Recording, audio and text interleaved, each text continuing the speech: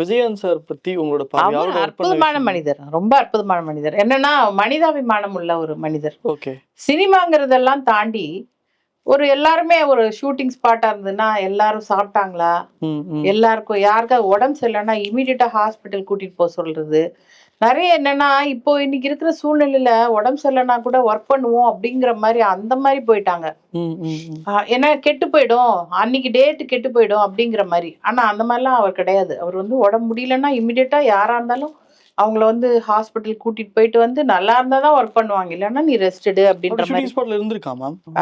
என்ன உடம்பு சரியில்லைங்கிறது ஒரு மனிதனுக்கு சாதாரணமா நடக்கக்கூடிய ஒரு விஷயம் இல்லையா?